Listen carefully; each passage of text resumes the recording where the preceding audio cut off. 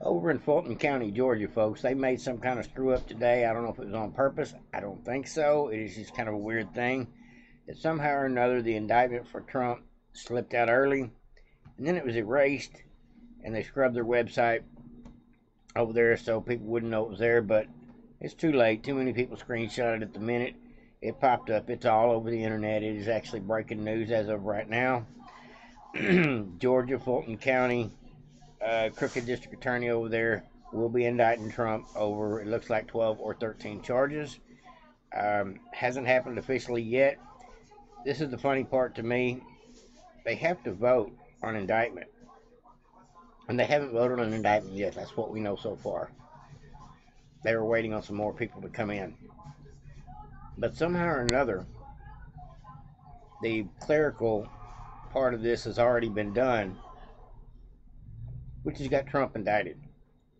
So they already decided to indict him before there was an actual vote. It makes you kind of wonder about what's really going on. Sounds like to me that that's just another reason to throw this case out. This is the case where they're going to try to bring a RICO act against Trump and try to prevent him from running. The racketeering charges, if you don't know what a RICO charge is, I'm basically trying to say he's some kind of mobster, gangster, because he has so many charges against him. Well, this is the weakest case of them all as far as I'm concerned. The Washington, D.C. case is pretty weak as well, but it is in a horrible district over there, so no telling how that's going to go.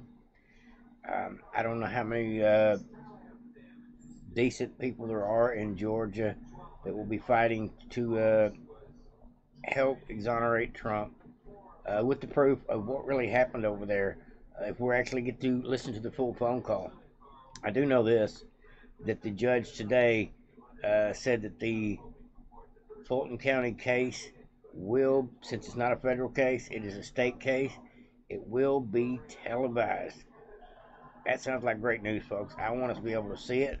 Now, my question is, will we get to watch the full televised version, or will we get to watch like a January 6th televised version where they only show you the parts of it they want you to see? Who really knows at this point? But it is inevitable. They are going to indict Trump, probably today, if not tomorrow, behind him talking to Brad Raffensperger on the phone about the 12,000 votes. They took one little snippet of the phone call, and they're going to try to use that as allegations against Trump. Stupid. It's reaching. But at any rate, they're grasping at straws, folks. They're trying to do everything they can to prevent Trump from running, because if you see anything like I did watching that Iowa caucus, Trump's going to run away with it. He's going to win. He's going to take our country back with about 65 or 70% of the vote. That's what I have to believe at this point. I believe that nobody stands a chance against Trump, not even Biden, with help. I think it is going to be that overwhelming when Trump becomes the primary winner, and it's just down to Biden and Trump. Everybody that is part of these other 15 candidates will eventually realize it's either Biden or Trump, and hopefully some of them will get out and go vote for Trump when the time comes to be. Now, I've got a little short clip here for you, a couple minutes long, from Fox, and it explains how this whole debacle went down. And this is a breaking story, so it's going to change again here in the next 12 to 24 hours. We will find out more about the case, if not when the actual indictment drops. Now, my question is this because more people have been calling for Joe Biden's impeachment this week? Is this over something fixing to drop from one of the legal teams that's looking into the Biden family? Is this have anything to do with just putting up smoke screen? Because there's a whole lot of mischief that has been exposed behind the police report in Michigan. If you don't know what I'm talking about, 2 videos back, I did a report on what's going on in Michigan. It's obviously a pretty good video. I got a election integrity disclaimer from Google through Wikipedia, of course. That tells you you're over the target when you start getting disclaimers and strikes. Glad they gave me a disclaimer instead of a strike. That was so nice. Let's go ahead and get into this, folks. It explains it better than I could, but this is They are obviously not playing with a full deck over there, totally incompetent, desperate, and I think they're just seeking attention more than anything. Just my opinion. Site, oops, and then quickly took the document down. Correspondent Jonathan Seri with the backstory here from Atlanta. So what's going on here, Jonathan?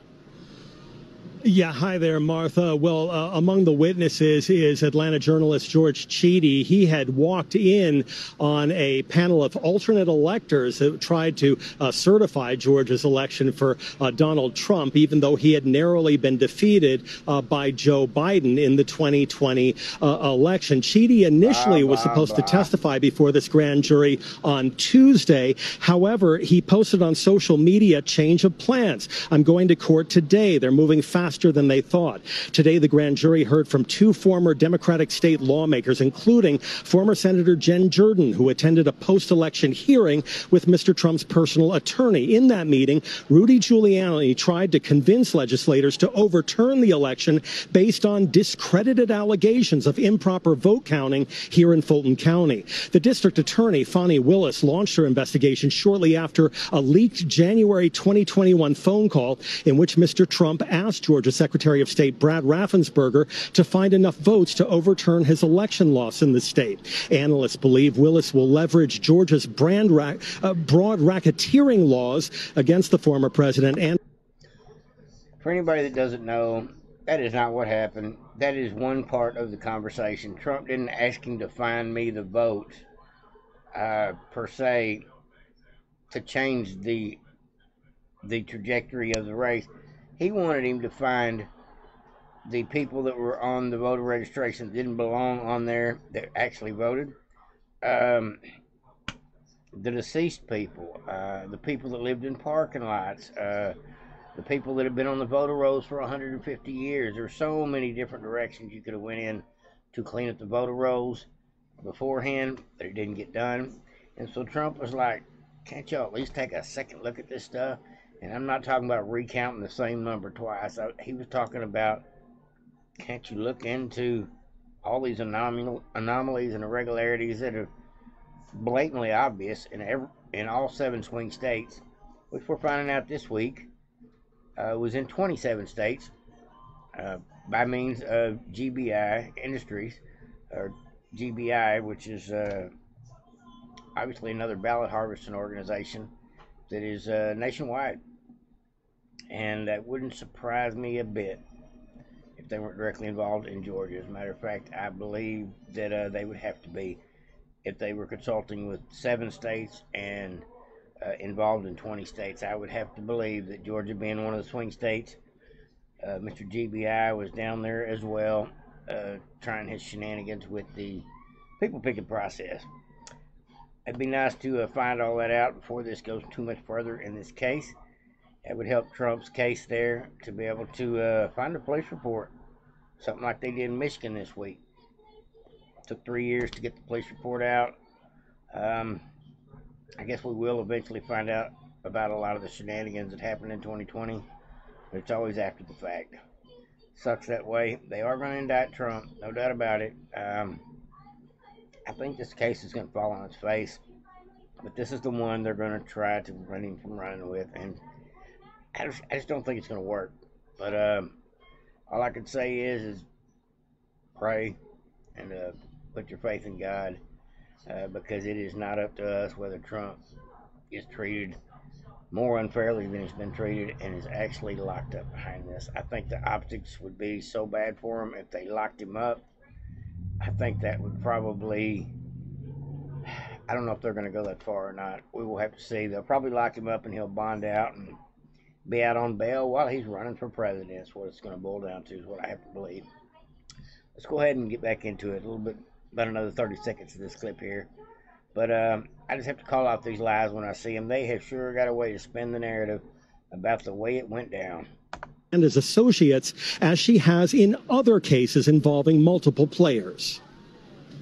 DA Fani Willis, before she became Fulton County's top prosecutor, became very well known here in Atlanta for bringing racketeering charges against nearly a dozen Atlanta public school teachers and educators for an alleged test cheating scandal. On social media, Mr. Trump posted, "How can they charge me in Georgia? The phone call was perfect. Witch hunt." And Martha, former Georgia Lieutenant Governor Jeff Duncan, a Republican who has been critical of Trump, initially was scheduled to testify tomorrow, but now a source tells Fox News he is being called in today. Back to you. Haven't shared about the Patriots. Everybody have a great day. And God bless those that have really had a rough week. Over and out, folks.